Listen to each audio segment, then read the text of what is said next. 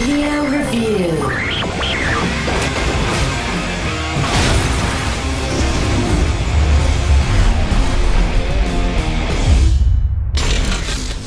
There are a lot of games these days that purport to have open world gameplay. The act of having this big open world that you can kind of run around and do crazy crap in. The problem is that at this point, that term is practically just a lame marketing buzz term. Most times it isn't used to any notable effect, unless of course you actually find a way to put something cool in that open world and make it exciting, which is exactly what Criterion has done with Burnout Paradise. This is, to a degree, the Burnout you remember, but taken to kind of this whole other direction where there isn't this rigid structure to the game. There is this open city called Paradise City. Comes complete with the Guns N' Roses song and everything. There are events that you find at every intersection, and as you hit each one, you just keep driving through, do these races, do the road rages, do the time trials, all that fun stuff, and just explore. You find billboards to break, shortcuts to bust through. You find all sorts of crazy crap everywhere, and you just experience this ridiculous city that you can basically smash to pieces. When you first start playing the game, this new structuring is very off-putting. Trying to get around the city is a little bit unwieldy at first just because you got this little mini-map you're using, but you don't necessarily know where any of the events are because they're not marked on the map until you discover them. So you're just kind of wandering around aimlessly, figuring out where stuff is. When you start doing the races, you realize, oh wait, there's no actual checkpoints in any of this. You're just kind of finding these different routes. Basically trial and error your way through it a little bit. The one key difference to that versus a lot of other games that use trial and error to rather terrible effect is that you don't have to just go back and do those same races again and again and again for the most part. Often what you end up doing is going through a race, failing, and then realizing there's another race like half a block from you, doing that one instead, moving on to something else, and eventually just kind of going on about your business. That's sort of the beauty of the game, is that you don't really have to worry about going back and doing a lot of these events again and again to get them right.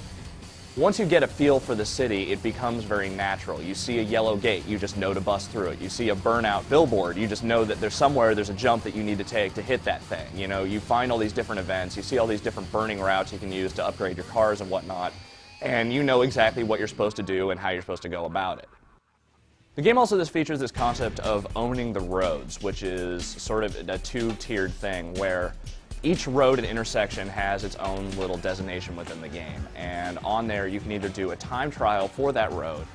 Also, there are showtime records, which are sort of the effective replacement of crash mode in the game. There is no structured crash mode, there is no, the puzzly nature of it is kind of gone. Instead, at any time in the game, you can be in the middle of the race, just driving around, whatever. At the press of a couple of buttons, you can essentially launch into this ridiculous crashing segment where your car just wrecks into whatever's nearby, and then you just keep going and going and going.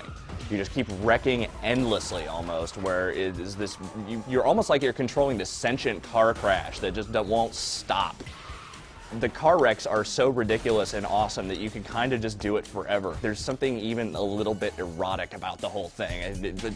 We'll leave it at that.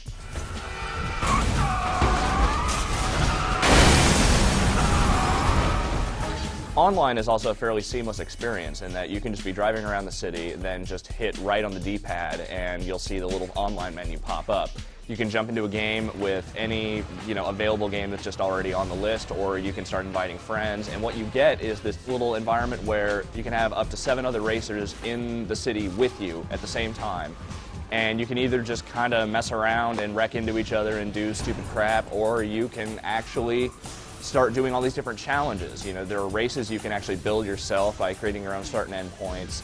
There are all these little challenges where it's just like, go wreck into billboards and, go and try and get the longest jump distance. Or, there are even cooperative ones where it's like, jump over each other and, get a collective amount of drift yardage and whatnot.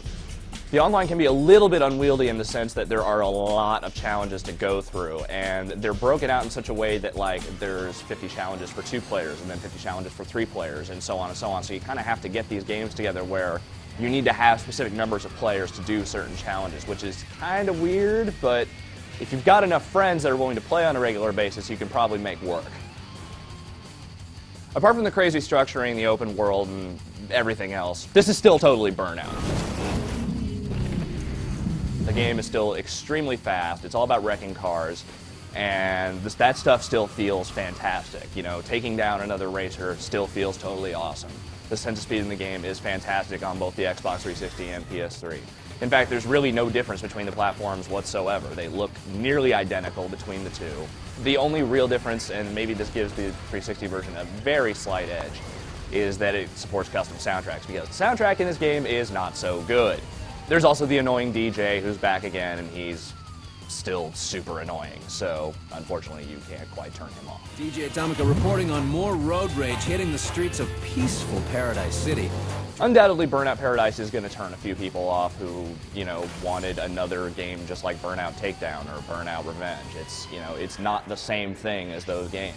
And I know a lot of people probably hated the demo for this game. Let me be the first to tell you, I hated the demo for this game too. I don't normally like to get into that. And at the same time, I started playing the full thing, got a feel for exactly how much content there really was in this game, and I was totally turned around by it. The demo is not a proper representation of what this full game offers. It is a really deep and enjoyable experience that lasts you for hours and hours, especially if you're a longtime Burnout fan.